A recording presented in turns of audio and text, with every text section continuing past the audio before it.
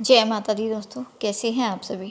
दोस्तों, आज हम इस वीडियो में बात करेंगे वृश्चिक राशि के साप्ताहिक राशिफल की। बात करेंगे कि अगस्त माह का ये तीसरा सप्ताह यानी 16 अगस्त से लेकर 22 अगस्त तक का समय आपके लिए कैसा रहेगा। इस सप्ताह में कौन से दिन आपके लिए लाभकारी है, कहाँ आपको सावधानी बरतनी है और समय की अनुकूलता के लिए क्या उपाय आपको करने हैं। और साथ ही में आपकी जानकारी के लिए बता दूं कि आपकी जन्म की राशि चंद्र राशि पर आधारित ये राशिफल की जानकारी रहेगी। चंद्रमा जिस भी राशि से और आपकी राशि के जिस भाव से गोचर करेंगे उसी के आधार पर राशिफल की चर्चा होगी। तो सबसे पहले हम बात करेंगे 16 अगस्त की सुबह 11:44 से पहले के समय की।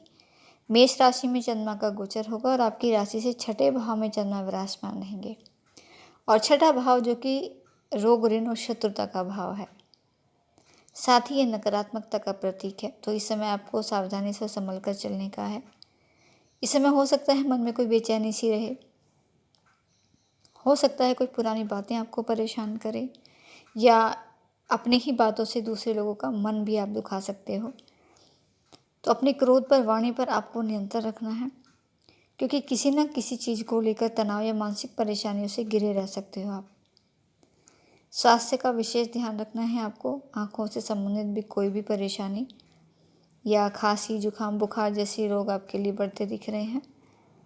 शत्रु भाव है तो शत्रु से भी सावधानी बरतनी है। शत्रु पक्ष भी यहाँ हावी रहेगा। और अपनी कोई भी गुप्त बातें, कोई भी गुप्त योजनाएं हर किसी के साथ शेयर नहीं करनी है। हर किसी पर आंख बंद करके भरोसा इस समय आपको नहीं करना है। और इस समय हर तरह के वाद विवाद को भी टालिएगा। कर्ज पर पैसा लेने और देने से आपको बचना है। कोई भी नया काम इस समय ना करें आप, और साथ ही कोई भी नया निवेश बिल्कुल ना करें। जमीन जायदाद के मामलों में, कोर्ट कचहरी के मामलों में भागदौड़ रह सकती है आपकी। राह चलते इस समय बिल्कुल भी दुश्मनी किसी से भी मोल ना लें। साथ ही यहाँ आप वाहन भी बहुत ही सावधानी से चलाएं। और साथ ही यात्राओं के दौरान अपने कीमती सामान का भी ध्यान रखें।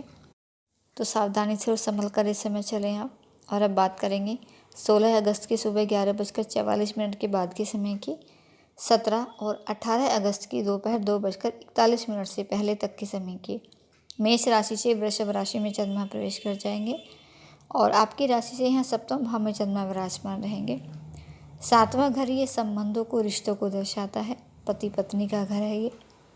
वैवाहिक जीवन, प्रेम संबंध, व्यापार में पार्टनरशिप और साथ ही दोस्तों के साथ आपके व्यवहार को ये दिखाता है। तो ये बहुत ही शुभ स्थान है चंद्रमा का, और बहुत ही शुभ समय आपके लिए भी ये रहेगा। इस समय सामाजिक बहुत रहोगे आप। सामाजिक कार्यक्रम का हिस्सा भी बन सकते हो, जहाँ आपको मान सम्मान भी खूब मिलेगा और अपनों से भी मिलना होगा। और अपनों से मिलना ये आपको बहुत खुशी प्रदान करेगा। साथ ही यहाँ आपका सभ्य और शालीन व्यवहार ये लोगों में आपके प्रति आदर को पैदा करेगा। जहाँ भी जाओगे सम्मान पाओगे। निर्णय लेने की क्षमता भी बढ़ेगी आपकी, और हर निर्णय बहुत सोच समझ कर लोगे। घर बैठे हो सकता है कोई अच्छा ऑफर आपको मिल जाए, कोई अच्छा विचार आपके मन में आ जाए, या फिर किसी से फ़ोन पर बात करते करते आपकी किसी पुरानी समस्या का हल आपको मिल जाए।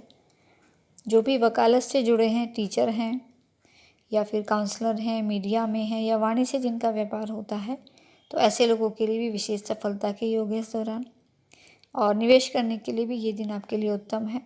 खासकर यदि अपने परिवार से संबंधित किसी भी स्कीम में पैसा आप लगाते हो तो अच्छा मुनाफा होगा। हालांकि जब भी निवेश करें तो पूरी जांच पड़ताल के बाद ही करें और अनुभवी व्यक्तियों की सलाह ज़रूर ले लें। और इस समय यात्राओं के भी योग है और यात्राओं से भी आपको लाभ मिलेगा। सबसे ज़्यादा जो शुभ और शानदार स्थिति यहाँ बनेगी, पति पत्नी के लिए बनेगी, वैवाहिक जीवन के लिए बनेगी। एक दूसरे पर विश्वास और प्यार भी बढ़ेगा। रिश्ते पहले से भी और मजबूत भी होंगे आपके। कोई भी पुरानी लड़ाई झगड़े चल रहे हैं तो वो भी समाप्त होंगे और एक नई ताजगी का अनुभव अपने रिश्तों में, अपने जीवन में आप करोगे।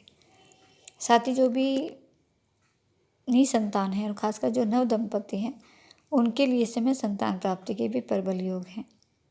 अपने साथी से कोई गिफ्ट इत्यादि मिल सकता है। कहीं घूमने जाने का प्रोग्राम बन सकता है। साथ ही प्रेम संबंधों के लिए भी उत्तम समय रहेगा। अपने रिश्तों को विवाह बंधन में बांधने के लिए भी अच्छा समय रहेगा। अपने परिवार से बात कर सकते हैं। जो भी विवाह योग्य हो चुके हैं उनके लिए एक अच्छा रिश्ता आ सकता है। और जो बिजनेस पार्टनरशिप में करते हैं उनके लिए भी मुनाफे का समय है। फूड, फैमिली और फ्रेंड्स के साथ यानी एंजॉय करने का समय है आपके लिए, तो खूब एंजॉय करें और खूब लाभ उठाएं। और अब बात करेंगे 18 अगस्त की दोपहर 2:41 के बाद के समय की, 19 और 20 अगस्त की शाम 6:36 से पहले के समय की। वृषभ राशि से मिथुन राशि में चंद्रमा प्रवेश कर जाएंगे और आपकी राशि से अष्टम भाव में चंद्रमा का गोचर होगा यहाँ। और अष्टम भाव का चंद्रमा शुभ फलदायी नहीं कहा जा सकता, क्योंकि 8वें घर से जीवन में अचानक से होने वाली घटनाओं को देखा जाता है। तो यहाँ जो भी होगा अचानक से होगा। अचानक से आपको धन लाभ हो सकता है, कहीं से फंसा हुआ पैसा आपका मिल सकता है, लेकिन साथ ही अचानक से फिजूल खर्च भी बढ़ सकते हैं आपके लिए। कहीं ना कहीं से ऐसा खर्च आपके लिए निकल सकता है जिससे सेविंग में से भी पैसा खर्च करना पड़ सकता है आपको। किसी भी नए काम की शुरुआत करना चाह रहे हैं, कोई बड़ा निवेश आप करने की सोच रहे हैं, तो इस समय बिल्कुल ना करें, उल्टा आपको नुकसान उठाना पड़ सकता है। हो सकता है कि कुछ गुप्त बातें आपके सामने आ जाए, जिससे मानसिक तनाव आपका बढ़े, चिंता बढ़े। हर तरह के वाद विवाद बढ़ चढ़ कर बोलना या किसी को अपनी सलाह भी देना, ये सभी चीज़ें आपके लिए परेशानी का कारण बन सकती है। तो इन चीज़ों से बिल्कुल सावधानी बरतें, दूरी बनाने की कोशिश करें। और आपको कुछ ऐसी बातें भी पता चल सकती हैं जिससे मन आपका दुखी हो, क्योंकि अष्टमेश चंद्रमा ये रहस्यों को दर्शाता है। लेकिन वहीं जो भी रिसर्च के फील्ड से जुड़े हैं, ऐसे लोगों को सफलता मिलेगी। 8वां चंद्रमा ये चोट एक्सीडेंट का भी कारक माना जाता है, तो वाहन चलाने में इस समय भी सावधानी बरतनी है। संघर्ष आपके लिए थोड़े ज़्यादा रहेंगे, मेहनत अधिक रहेगी आपके, लेकिन परिणाम आपको कम दिखाई देंगे। लेकिन आप अपना धैर्य बिल्कुल ना खोएं, धैर्य बनाकर रखें।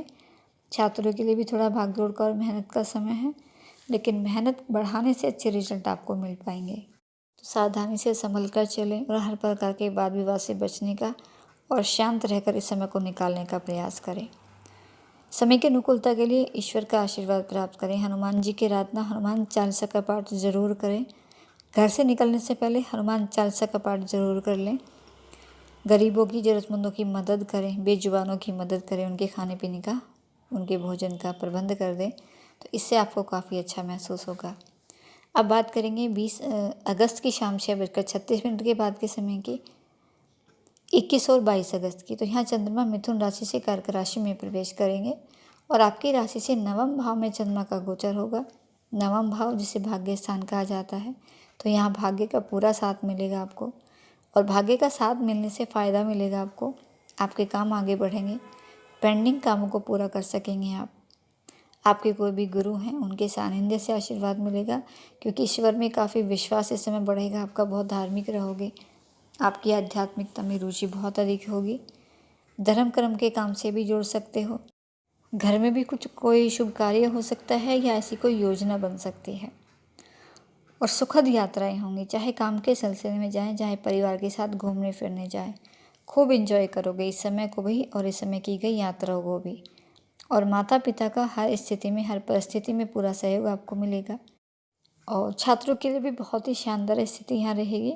पढ़ाई में खूब मन लगेगा आपका और एक क्लीन अप्रोच आपकी रहेगी अपनी पढ़ाई, अपने करियर, अपने सब्जेक्ट को लेकर। किसी अच्छे कॉलेज या इंस्टीट्यूट में एडमिशन के लिए प्रयास आपका सफल रहेगा। इस समय आपका कोई भी एग्ज़ाम है, आपने कोई एग्ज़ाम पहले से दिया है, उसका रिजल्ट आना है, तो कोई खुशखबरी भी मिल सकती है। जो भी लोग प्रशासनिक कार्यों से जुड़े हैं या फिर शिक्षा के क्षेत्र में हैं या फिर विदेश में पढ़ाई या रिसर्च करना चाहते हैं, तो उनके लिए भी अच्छी स्थिति बन रही है। नौकरी में है तो नौकरी में प्रमोशन की स्थिति बनेगी आपके लिए। व्यापार आप अपना करते हैं तो व्यापार में भी खूब बढ़ोतरी होगी, अच्छा लाभ इस समय आप कमाएंगे। आर्थिक रूप से भी भाग्य इस समय आपका पूरा साथ देगा, काफ़ी मजबूती रहेगी। और साथ ही अपने परिवार के साथ भी सुखद समय व्यतीत करने के मौके मिलेंगे आपको। आपके वैवाहिक जीवन में, आपके प्रेम संबंधों में मधुरता रहेगी और एक दूसरे की भावनाओं को भी कद्र करोगे। निवेश करने के लिए भी शुभ समय रहेगा, तो क्योंकि इस समय भाग्य का पूरा साथ मिलेगा आपको, तो खूब लाभ उठाएं। आगे बढ़ने के कई मौके इस दौरान आपको मिलेंगे, हर मौके का फ़ायदा उठाएं। हनुमान जी की आराधना, हनुमान चालीसा का पाठ, ये तो आप नियमित रूप से किया ही करें। साथ ही भगवान सूर्य देव को नियमित रूप से तांबे के लोटे से अर्घ्य भी जरूर अर्पित करें, तो आपके जीवन में सफलता के योग बनेंगे, आपके जीवन में शुभता रहेगी। तो दोस्तों ये थी कुछ जानकारी आपके लिए। वीडियो अच्छा लगे तो वीडियो को लाइक और शेयर ज़रूर करें। चैनल पर अगर नए आए हैं तो चैनल को ज़रूर सब्सक्राइब कर लें। माता रानी आपका दिन शुभ रखे, इसी मंगल कामना के साथ। जय माता दी।